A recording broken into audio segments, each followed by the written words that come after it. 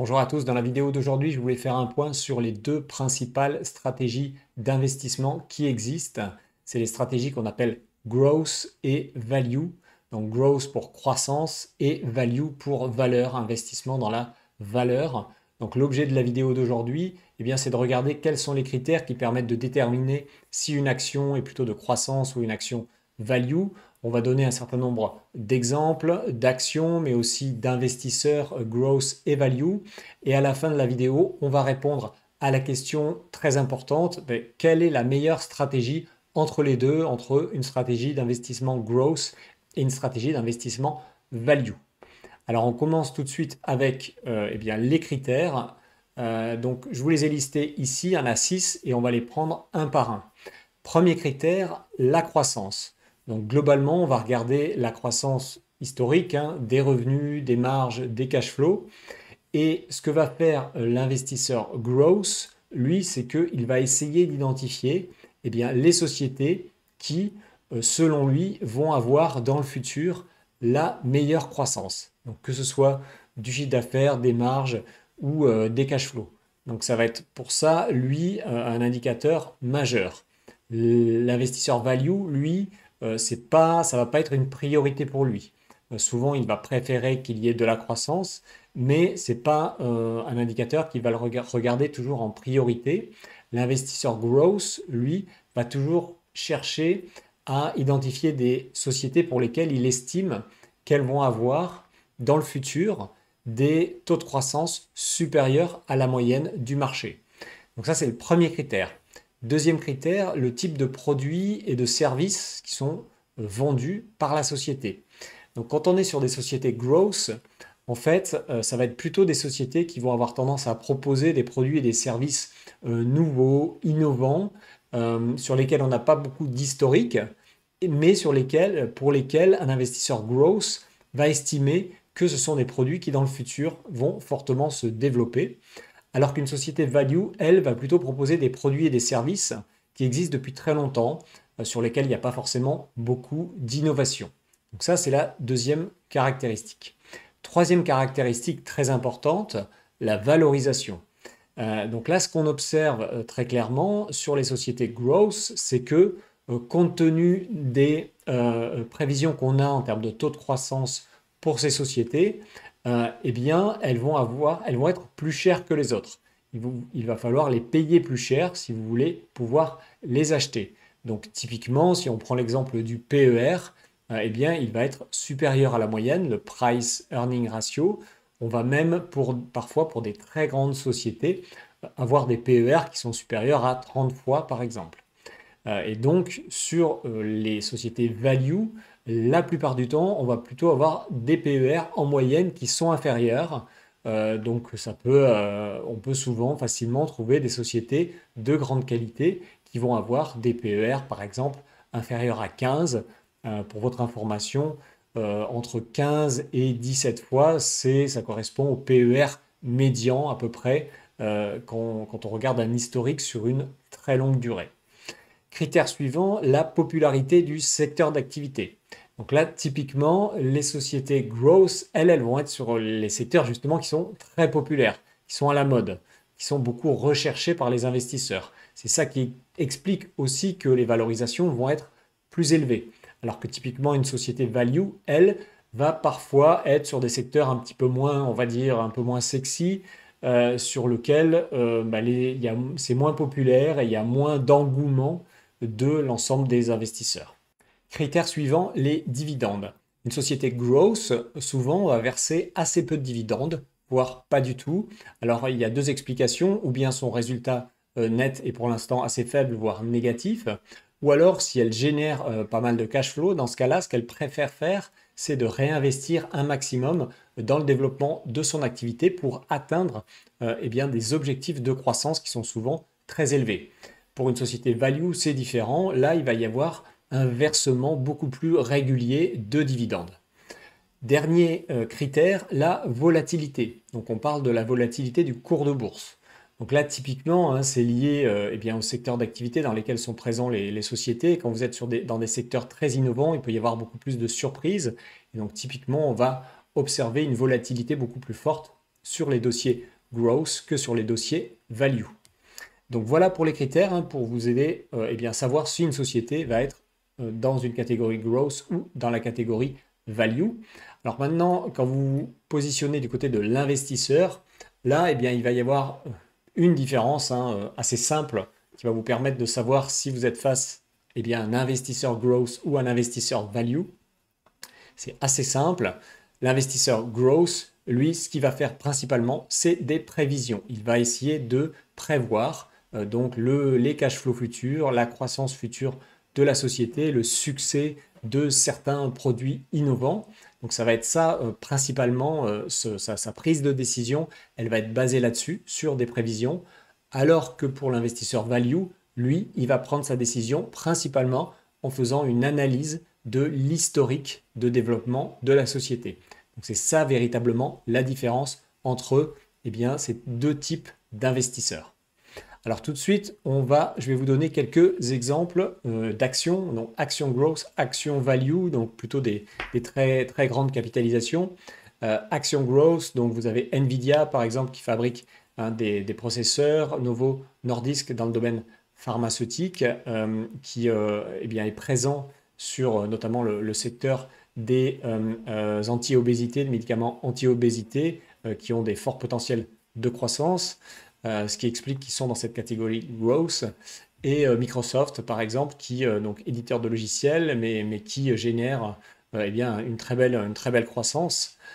Et du côté des actions value, eh bien, trois exemples. Stellantis, donc le fabricant d'automobiles. Ensuite, on a Sanofi également. Donc, c'est aussi dans le secteur pharmaceutique, mais on a moins de croissance hein, que Novo Nordisk. Donc, on est plutôt dans la catégorie value. Et enfin, Total Energy, hein, donc dans le domaine de l'énergie, la plupart du temps, hein, les sociétés sont classifiées dans le segment value. Si vous voulez analyser la performance des segments growth et des segments value, aujourd'hui, il y a un outil assez simple, hein, c'est les ETF. Vous en avez un exemple ici, par exemple le eShares S&P 500, donc growth, c'est-à-dire la partie du S&P 500 dans laquelle on isole uniquement les sociétés growth. Voilà, vous voyez que ces dernières années, il y a eu une très belle performance de cette partie de l'indice S&P 500. Je voulais vous donner aussi un autre exemple, toujours dans le domaine growth. Donc là, on a le fonds ARK Innovation de Cathie Wood, donc c'est un fonds assez connu. Et on va dire que c'est une partie du segment growth qui est la partie sans doute la plus risquée. C'est des sociétés qui sont très innovantes, mais comme vous voyez, eh bien, c'est quand même, il y a une très forte volatilité hein, sur ce segment d'activité. Donc typiquement, c'est un fonds qui était parti de 50 environ dollars, qui a fait x3 en une année. Et puis ensuite, il est totalement retombé en dessous, il est même en dessous de 50 dollars aujourd'hui. Donc comme vous pouvez voir, plus vous allez sur des dossiers risqués, sur des dossiers avec des produits, des services innovants, et plus forcément la sélection est difficile. Et donc même les meilleurs investisseurs, donc là on en a un exemple, et bien même pour eux, sur ce segment de marché growth, c'est quand même difficile. Alors vous avez le même eShares ici, S&P 500 Value, donc l'ETF. Pareil, donc vous pouvez analyser la performance. Si vous cherchez des exemples de sociétés value, vous pouvez aller chercher hein, dans les ETF value qui existent, si vous cherchez des idées. Là aussi, on a eu une bonne performance aussi ces dernières années, mais un petit peu moins forte, on va le voir, que sur la partie growth du marché. Ensuite, pour vous donner quelques exemples eh bien, d'investisseurs sur ce segment value, donc là, il y en a de nombreux. Alors, le plus connu, c'est bien sûr Warren Buffett. Lui, sa particularité, c'est que vraiment, il a généré hein, une croissance très élevée, environ 20% par an, depuis maintenant plus de 58 ans. Donc, c'est quand même assez impressionnant. Et vous voyez, je vous ai mis d'autres exemples aussi d'investisseurs value qui sont arrivés à générer des performances hein, très élevées sur des durées quand même très longues. Hein, donc c'est 30 ans pour William Higgins, donc 20 ans pour Benjamin Graham, 30 ans pour Seth Klarman. Donc c'est vraiment ce qu'on constate, c'est qu'on trouve quand même beaucoup d'investisseurs qui arrivent eh bien, à générer avec cette méthode, cette stratégie value, eh bien, des taux de rentabilité très élevés sur le long terme. Je vous ai mis deux exemples hein, de livres qui parlent de l'investissement value, les deux plus importants. Celui de Benjamin Graham, L'investisseur intelligent, hein, c'est un livre qui a été écrit en 1949 et qui est toujours d'actualité aujourd'hui. Et aussi Margin of Safety, donc marge de sécurité, ça veut dire marge de sécurité de Seth Klarman. Donc ça aussi, c'est un livre très important parce qu'il explique hein, vraiment le principe de l'investissement value qui est en fait d'investir avec une marge de sécurité, c'est-à-dire à un prix qui est eh bien, suffisamment inférieur à la valeur intrinsèque de la société. Alors maintenant, on va répondre à la question que tout le monde se pose, quelle stratégie choisir? Est-ce qu'il vaut mieux utiliser une stratégie growth ou une stratégie value? Alors avant de répondre à cette question, je voulais juste vous dire que si vous vous intéressez à ces problématiques de stratégie d'investissement, vous pouvez aller voir la formation gratuite que j'ai faite. Vous avez un lien juste en dessous de la vidéo. Je décris dans cette formation la méthode que j'utilise personnellement pour gérer mon propre patrimoine. On passe maintenant eh bien, à la réponse à la question que tout le monde se pose. Donc on commence, en fait, vous allez voir qu'il faut faire une distinction sur la période, au niveau de la période qu'on regarde. En fait, donc ce qui se passe, c'est que depuis, on va dire une dizaine d'années à peu près, eh bien, on a une surperformance, vous allez voir, de la catégorie growth par rapport à la catégorie value. On le voit assez simplement en utilisant eh bien, les fonds que je vous ai présentés tout à l'heure, les ETF. Donc là, je vous ai fait un comparatif. Vous avez le eShares Growth en haut et le eShares Value en bas. Donc là, on est bon, sur les actions américaines. Et vous voyez, alors on peut regarder le chiffre qui est ici hein, au niveau des 10 ans. Donc c'est des chiffres annualisés, hein, de performance annualisée sur 10 ans. Et donc, vous voyez qu'ici, on est autour de 14,7 alors qu'on est seulement à 9,7 ici pour les actions value. Donc, on a une surperformance assez importante hein, de 5% par an sur la catégorie growth aux États-Unis. Donc là, on a un véritable avantage de cette catégorie growth. Mais eh bien, ça fonctionne sur les 10 dernières années. Mais ce qui nous intéresse, nous, en tant qu'investisseurs long terme, surtout si vous êtes dans une problématique de préparation de votre retraite, 10 ans, c'est un peu court pour faire une analyse. Souvent, quand vous préparez votre retraite, c'est quand même un peu plus long terme, donc c'est 20, 30 ans, voire un petit peu plus. Et donc, il faut essayer de regarder des analyses sur le plus long terme. Et donc, c'est ce que je vais vous montrer là. Donc là, typiquement, c'est un exemple, hein, mais cet exemple, pour être clair, il est représentatif de toutes les analyses que j'ai trouvées sur cette thématique-là sur du très long terme. Donc c'est une société c'est une société d'investissement américaine qui s'appelle Dimensional Fund Advisor qui a fait cette analyse. Et donc eux, ils ont regardé depuis 1927 année par année, les années où il y avait des surperformances, donc c'est la partie haute des actions value par rapport au growth, et inversement, donc surperformance des actions growth en bas par rapport aux actions value. Et donc eux, ils arrivent à la conclusion que sur cette très longue période, eh bien, on a en moyenne une surperformance de la catégorie value de 4,4% par an par rapport aux actions growth. Donc ça, c'est quand même assez significatif. Je vous donne tout de suite un autre exemple. Donc c'est une autre analyse hein, qui a été faite par une société totalement différente. Donc là, on est sur une analyse qui commence en 1989. Donc on est aussi quand même sur une durée assez longue.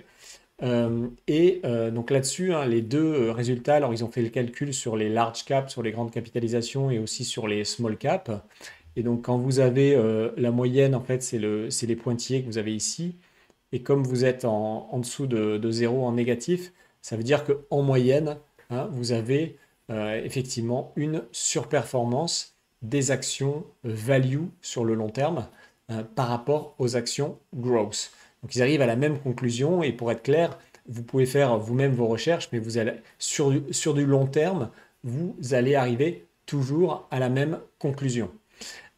Et le point, c'est que, et c'est la dernière chose que je voulais vous montrer, c'est que ce qu'il faut bien comprendre, c'est que quand vous avez, eh bien, quand vous restez sur une stratégie value, sur le long terme, vous avez un avantage qui va s'accumuler peu à peu. C'est un effet cumulatif qui ressemble sur le principe aux intérêts composés. Là, vous avez un exemple, c'est une étude qui a été faite depuis 1927, hein, donc là sur quasiment un siècle, des actions value par rapport aux actions growth. Et ce qu'on voit, c'est que, eh bien, vous voyez qu'on démarre à 1 dollar. Donc ici, ce qui est important, c'est que c'est une échelle logarithmique sur la gauche. Et vous voyez qu'aujourd'hui, alors c'est pas tout à fait aujourd'hui, c'est autour de 2020 à peu près, les growths sont passés de 1 dollar à peu près 3000 dollars, alors que le panier value est passé de 1 à 51 000 dollars. Donc on a vraiment un écart en fait, vous voyez, qui s'est creusé année après année. Et ça c'est normal en fait, c'est le principe des intérêts composés. Si en moyenne vous avez toujours quelques pourcents en plus de performance sur votre poche value par rapport aux actions growth, même si certaines années il y a une meilleure performance sur les growth, en fait sur le long terme, ce qu'on voit c'est que l'écart se creuse peu à peu. Et sur une longue période, alors là en l'occurrence c'est un siècle, on voit que l'écart peut être quand même très élevé, très significatif. Voilà, donc voilà le comparatif que je voulais vous montrer. Donc vous voyez que la conclusion est quand même assez claire. On a sur le long terme très nettement une surperformance des actions value par rapport aux actions growth.